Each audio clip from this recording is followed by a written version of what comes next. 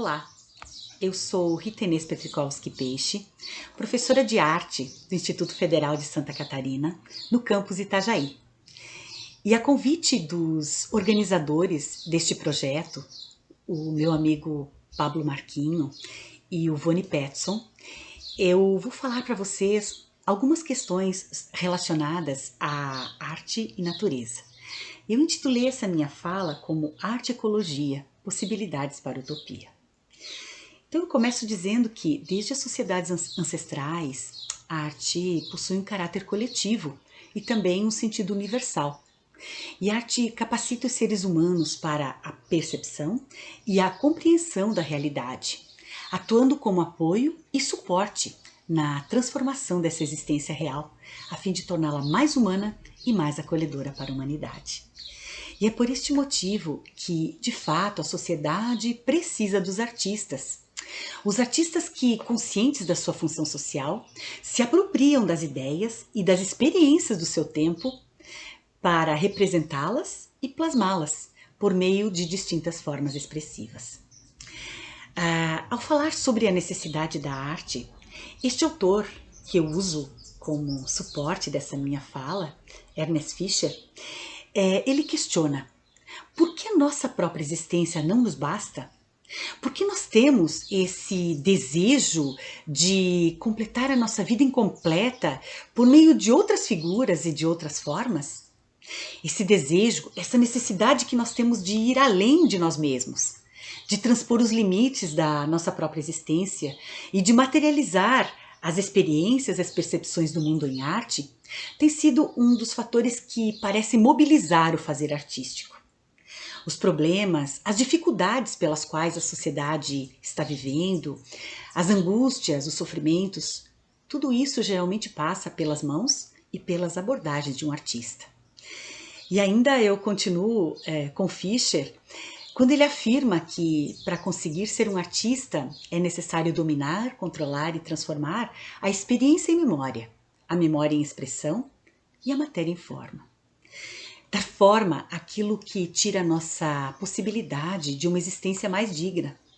Dar forma àquilo que nos desassossega, que nos tira o sono, aquilo que se escancara diante de nós, ou que sutilmente nos provoca a olhar mais de perto a realidade tangível, tem sido discursos amplamente explorados nos contextos da produção artística contemporânea, não é mesmo?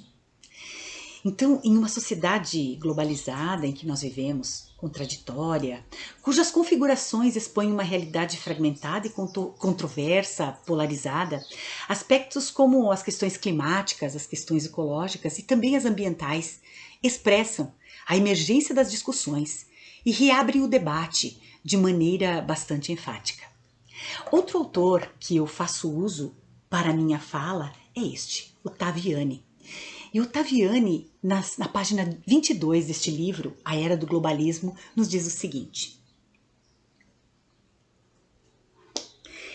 em poucos anos, formaram-se movimentos sociais empenhados em denunciar as agressões ao meio ambiente, reivindicar medidas de proteção, exigir a reposição de condições originais. A terra, a fauna, a flora, a água, o ar, os recursos do subsolo, tudo passou a preocupar a opinião pública. Aos poucos, muitos se dão conta de que vivem no planeta Terra e precisam entender-se como habitantes que dependem da vida deste planeta. Bom, o Ottaviani, né, neste livro de 1999, este livro que também referencia as minhas falas, não é? Ele traz na contracapa um autógrafo.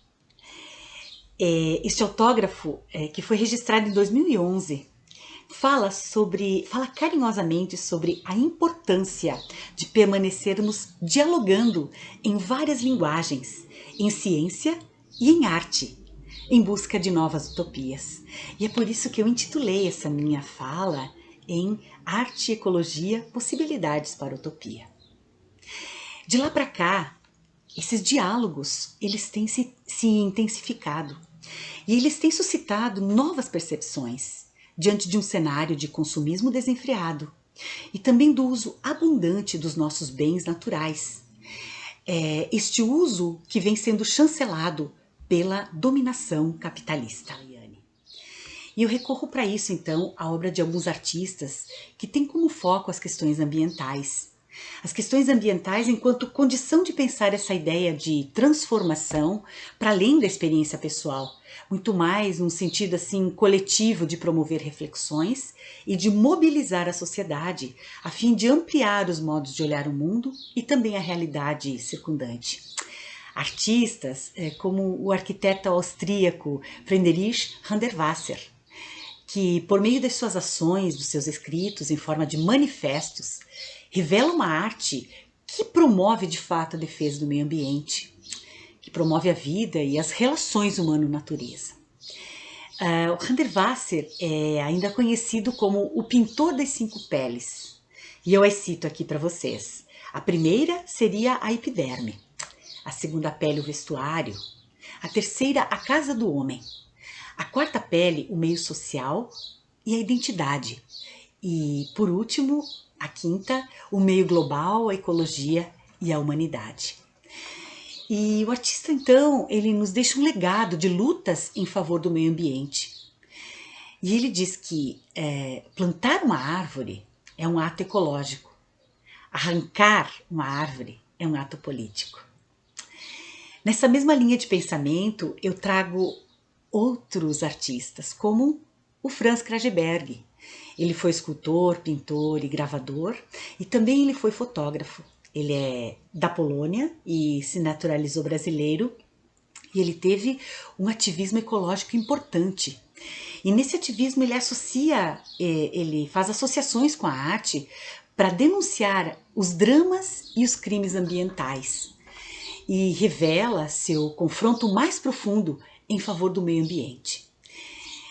Tem uma autora, Amaral, que descreve Krageberg como precursor em defesa da natureza, pois ele trabalha com elementos naturais e, trabalhando com esses elementos, ele chama atenção para o problema do desmatamento e da destruição das nossas florestas. Bom, inúmeros autores poderiam constar aqui neste percurso que eu proponho, buscando evidenciar as intrínsecas relações entre arte e consciência ecológica. Artistas ativistas que, por meio das suas produções, anunciam e denunciam as formas equivocadas e as formas ameaçadoras e predatórias com as quais nós estamos lidando com a natureza.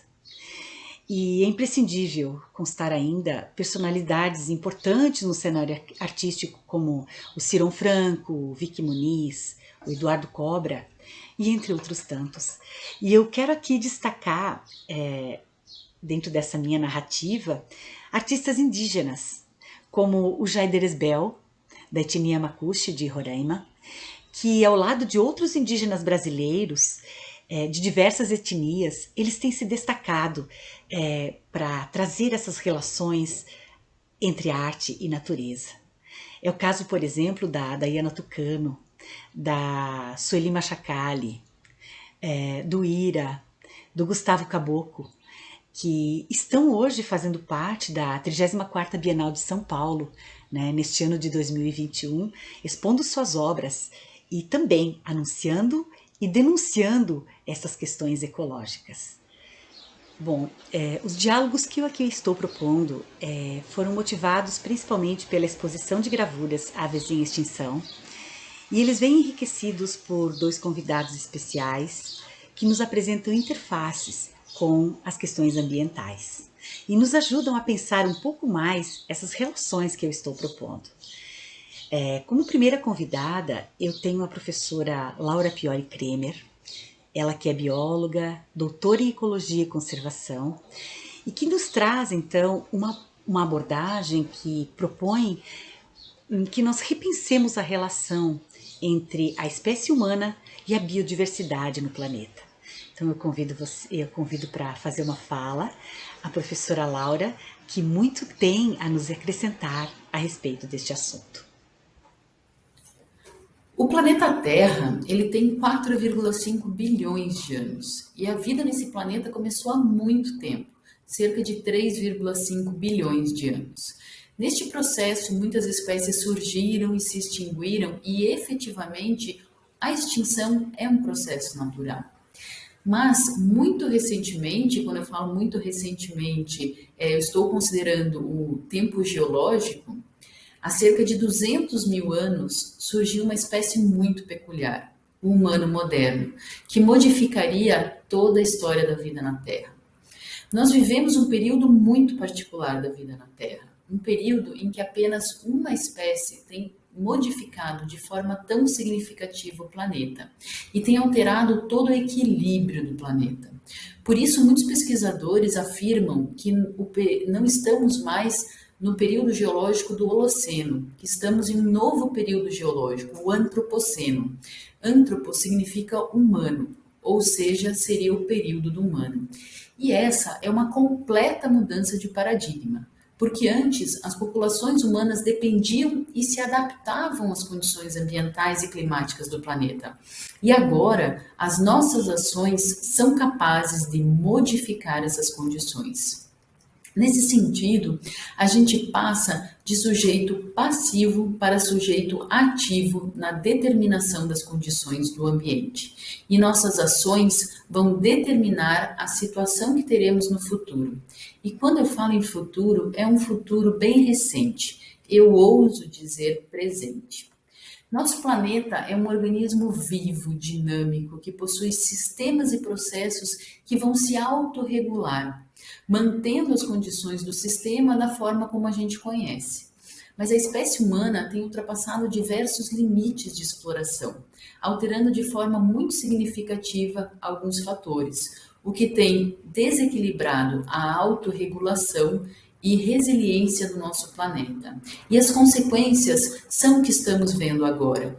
Um aumento na frequência de eventos climáticos extremos, um aumento na temperatura do planeta, uma alteração no equilíbrio químico dos nossos oceanos, uma modificação da disponibilidade e distribuição de água doce, interferência nos ciclos biogeoquímicos.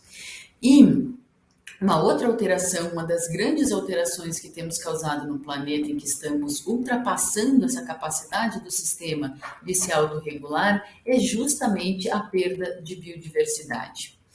Nós conhecemos aproximadamente 2 milhões de espécies, mas algumas estimativas sugerem que a gente tenha 10 milhões de espécies no planeta. Isso mostra para que a gente só conhece 1/5 das espécies. Das espécies conhecidas, apenas 6% foram avaliadas quanto ao estado de conservação, o que faz com que o número de espécies ameaçadas esteja muito subestimado. Mesmo assim, mesmo esse número de espécies ameaçadas estando subestimado, das espécies que foram analisadas, cerca de 30% estão com algum grau de ameaça de extinção. E para alguns grupos, esse número é muito mais alto. Por exemplo, para os anfíbios, 40% das espécies estão ameaçadas. Todos esses dados mostram que provavelmente muitas espécies foram extintas por nós muito antes de serem conhecidas. Por conta desse ritmo de extinção, que é muito alto e chega a ser de 100 a 1000 vezes maior do que a taxa de extinção natural, muitos pesquisadores sugerem que estamos vivendo um período de extinção em massa. Nós já tivemos 5 episódios de extinção em massa na história do nosso planeta. O episódio que nós mais conhecemos é o que chamamos popularmente como a extinção dos dinossauros, que aconteceu no Cretáceo e dizimou 2/3 das espécies no planeta. A diferença do episódio atual de extinção em massa é que, mais uma vez, apenas uma espécie, nós, temos causado esse processo, e não uma catástrofe ou um fenômeno natural como um asteroide, uma mudança climática. E as pessoas sempre me perguntam, o que é uma extinção? O que a extinção de uma espécie pode acarretar? É inegável que cada espécie tem seu papel ecológico no ecossistema e que a sua eliminação ela vai alterar toda uma cadeia biológica. E não é só a cadeia biológica, mas também fatores ambientais. É como se os seres vivos compusessem uma intrincada teia de aranha e como se fôssemos destruindo nozinho por nozinho dessa teia. Aos poucos, essa teia vai perder a sua função. Também, várias espécies vão prestar vários serviços essenciais para a nossa existência. Eles provêm alimento, provêm fármacos, degradam a matéria orgânica, polinizam as nossas plantações. Mas nós temos que ir além nesse debate. Quando a gente extingue uma espécie, nós tiramos o direito de existência de uma espécie. E isso é muito profundo. Nós eliminamos a beleza de uma espécie que passou por um processo de milhares de anos de evolução no nosso planeta, com todas as suas particularidades e desafios. Nós quebramos um ponto de equilíbrio do planeta. Quando refletimos sobre a extinção de uma espécie, nós temos que ponderar que todas as espécies importam, independentemente da função que tem ao humano. E eu acredito que este seja o nosso grande ponto de virada enquanto sociedade. Nos ver como natureza, sendo parte dessa natureza, e não ser a parte que se utiliza dela. Também eu trago para essa discussão o Cristiano Wojtyla. Cristiano Wojtyla, ele é biólogo, ele é ornitólogo, ele é ambientalista e ele é autor deste livro que vocês estão vendo aqui, que se chama Aves Catarinenses. Neste livro, ele discute, ele faz discussões que transitam em torno das investigações, das amplas investigações que ele vem empreendendo sobre a avifauna brasileira em suas formas de conservação. Então, eu faço esse convite ao Cristiano Wojtyla para que nos fale um pouco mais a respeito dessas relações entre a avifauna brasileira e as suas formas de conservação. Me chamo Cristiano Wojtyla, sou biólogo e ambientalista e autor de um livro chamado Aves Catarinenses.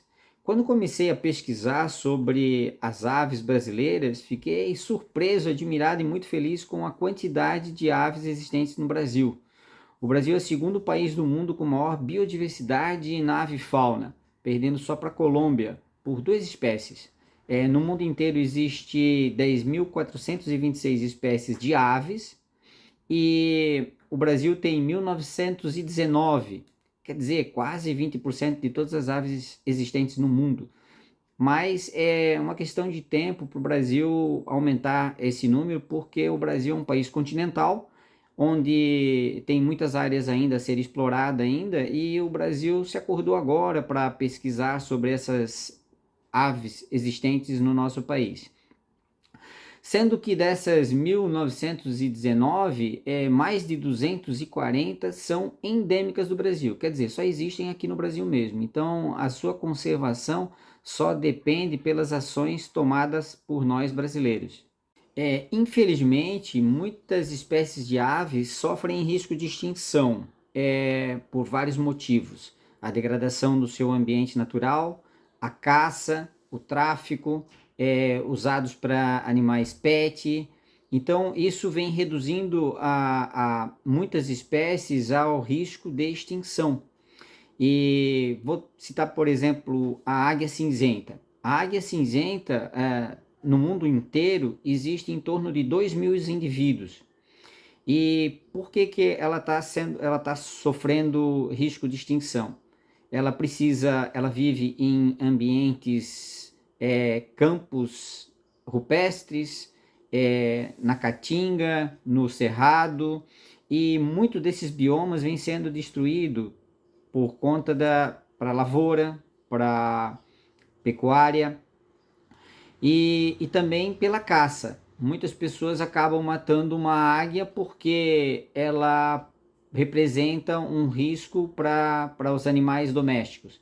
Então, é um animal que hoje sofre risco de extinção, e uma forma seria de preservar essa espécie, seria aumentar áreas de preservação, unidades de conservação, onde tem um espaço suficiente para que ela consiga caçar e se reproduzir. A caça muitas vezes não é só caçar o próprio animal, ir lá matar uma águia, mas também caçar a sua presa. Nesses fragmentos que existem, onde essa águia poderia sobreviver, ela não encontra seu alimento, porque o ser humano entra lá e acaba caçando as presas que serviram de alimento para ela.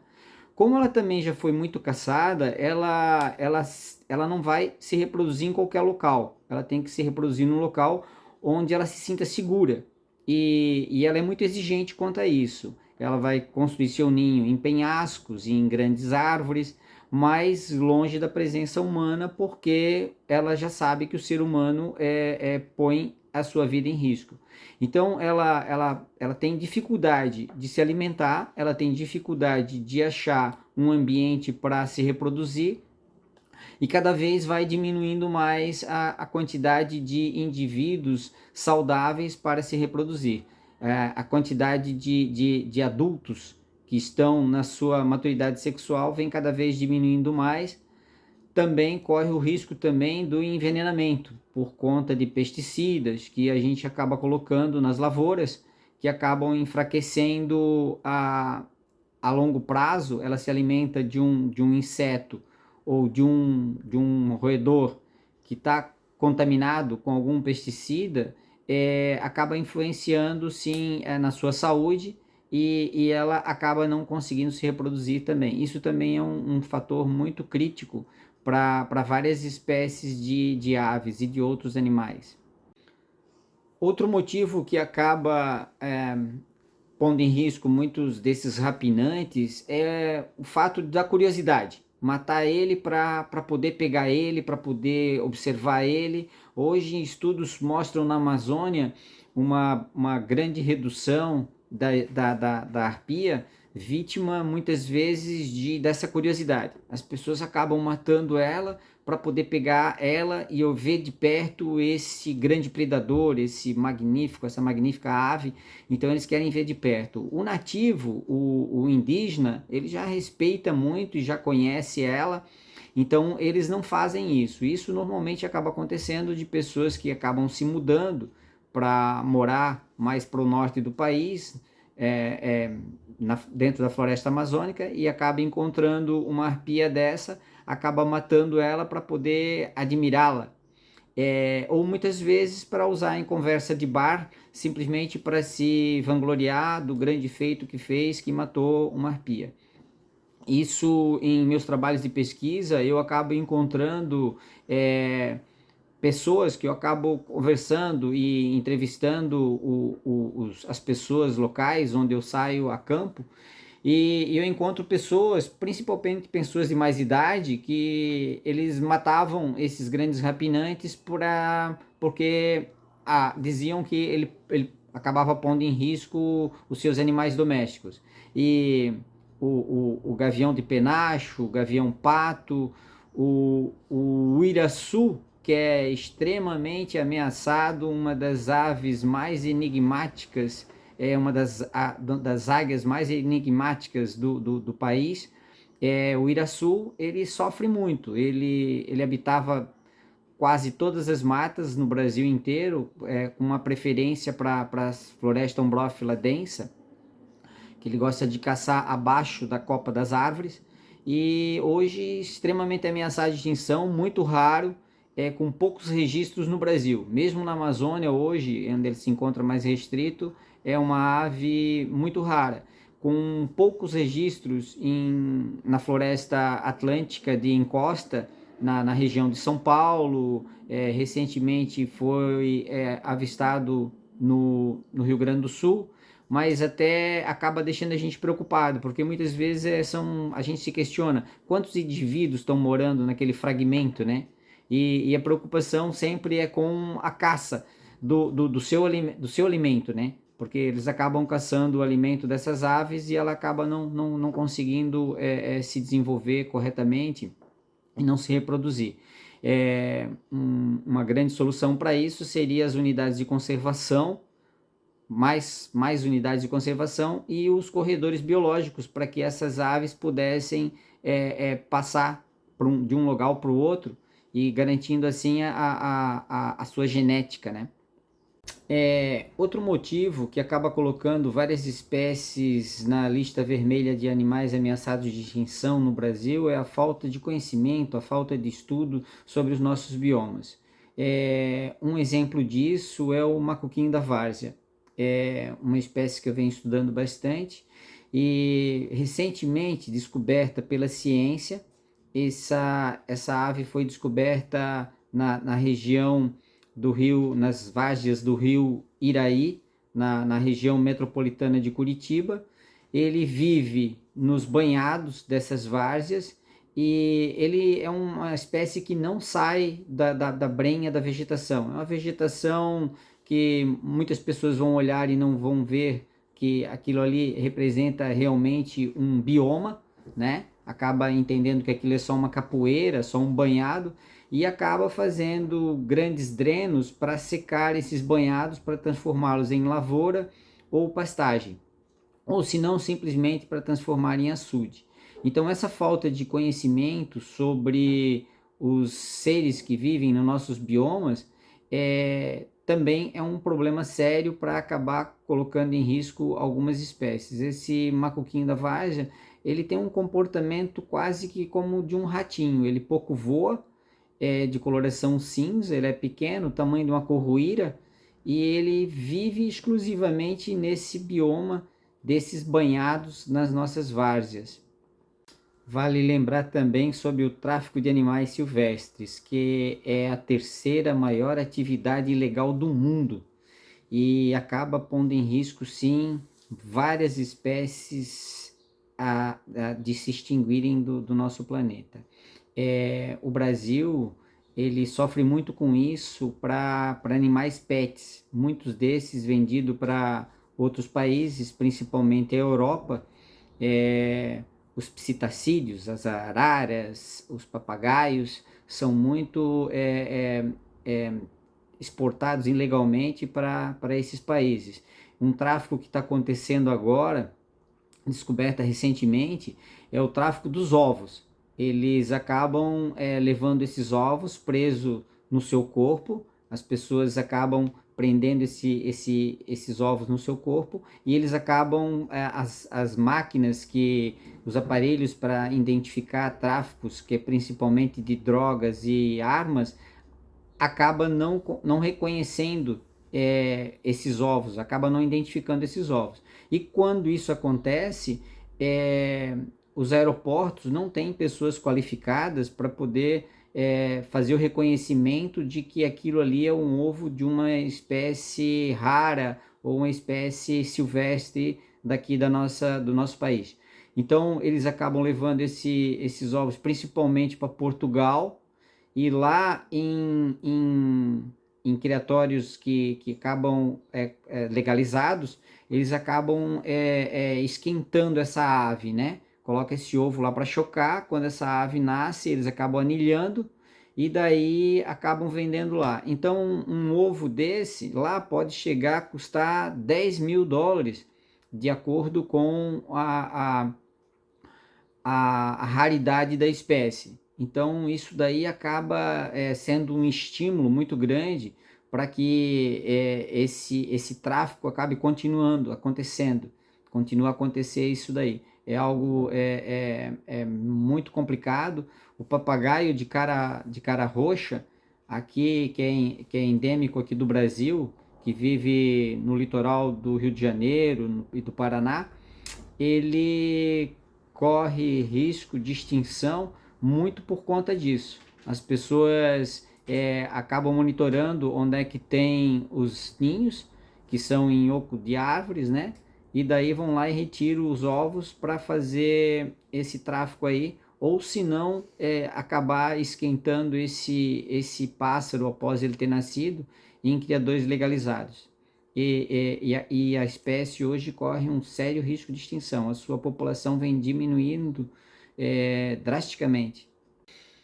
Eu utilizei o livro como um recurso para apresentar para as pessoas esses outros seres maravilhosos que acabam vivendo junto com a gente. E também acabar também dividindo um pouco a responsabilidade de estar cuidando dessas criaturinhas maravilhosas, porque a gente só ama e cuida aquilo que conhece. Então, através do livro, eu consegui colocar ali as suas necessidades, os seus riscos, né, que eles acabam enfrentando no dia a dia, principalmente por nossas ações, né? As nossas ações é que acabam hoje pondo em risco toda a existência dessas criaturas maravilhosas que não nos fazem mal, muito pelo contrário, nos fazem muito bem, porque são eles que polinizam muitos dos nossos alimentos, são eles que plantam nossas florestas. Então, o livro foi uma forma de estar apresentando, né, para várias pessoas o tão maravilhoso que é essa nossa natureza.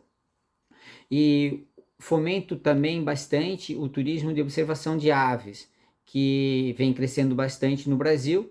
Em outros lugares do mundo, outros países, já é um esporte, uma modalidade de turismo que já é muito grande. Na Europa, estima-se que 1/3 da população é observador de aves. Nos Estados Unidos, mais de 40 milhões. E o Brasil está despertando para esse turismo agora. E já outros países já veem o Brasil como um local maravilhoso para observação de aves, e muitos vêm para cá. E já guias vivem já só de sua atividade financeira, guiar pessoas que vêm atrás das nossas aves. Alguns vêm apenas com uma caderneta. O pessoal dos Estados Unidos gosta de vir com uma caderneta, um binóculo e uma caneta. E daí, assim que avista aquela ave que vinha procurando, anota ali o local onde aconteceu isso e o dia. E outros já gostam de vir com um equipamento fotográfico, que é bem interessante, porque vai lá e caça a espécie com uma máquina fotográfica, acaba aprisionando ela ali, leva para casa e mostra o troféu para todo mundo, mas a ave continua na natureza lá, podendo se reproduzir, podendo continuar fazendo suas atividades, plantando mais árvores e embelezando o nosso planeta. Então eu vejo como o turismo de observação de aves uma fonte de renda sustentável, porque o Brasil já tem essa riqueza, não precisa de maiores investimentos, e sim conservar o que já tem aqui, preservar, com mais fiscalização, com mais unidades de conservação. Temos que explorar essa riqueza, sim, de uma forma sustentável. E eu vejo que onde tem pessoas com máquina fotográfica, o caçador, ele não gosta de estar nesse ambiente, porque ele fica exposto, né? E também já vi caçadores e palmiteiros que acabaram virando guias, e hoje eles exigem das autoridades uma maior fiscalização, uma preservação dos nossos biomas naturais. Eu gostaria de, neste momento, agradecer a professora doutora Laura Pioli Kremer, que tão prontamente aceitou o convite que eu fiz para fazer esta fala, que gira em torno das relações entre a espécie humana e a biodiversidade no planeta Terra. Também quero agradecer ao biólogo e ornitólogo Cristiano Wojtyna, que nos brindou com essa fala tão importante acerca da avifauna brasileira e as suas formas de conservação. E para fazer a finalização, né, dessas minhas considerações, eu quero retornar ao meu discurso inicial, que traz a arte como possibilidade de impulsionar formas distintas de questionar, de refletir e de olhar de maneira principalmente crítica e perceptual para o entorno, para o nosso entorno. E eu quero dizer que coloco novamente a fala de Fischer, de Ernest Fischer, um dos autores que eu utilizei para reforçar toda essa minha narrativa, né? E quando ele nos fala que a função da arte não é a de passar por portas abertas, mas a de abrir portas que estão fechadas. Por isso eu o vejo, né, e concordo com ele também quando ele diz que a arte é necessária para que o homem se torne capaz de conhecer e mudar o mundo. Essa é a ideia, né? A arte como possibilidade de mudança do mundo.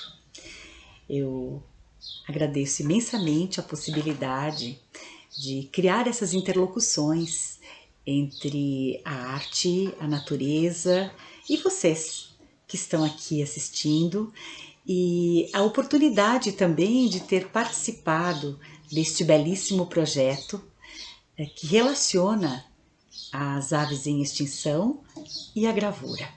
Então agradeço ao Pablo, agradeço ao Vone e agradeço a todos vocês que estão ouvindo. Obrigada e que a arte continue nos movendo para mudar o mundo. Muito obrigada.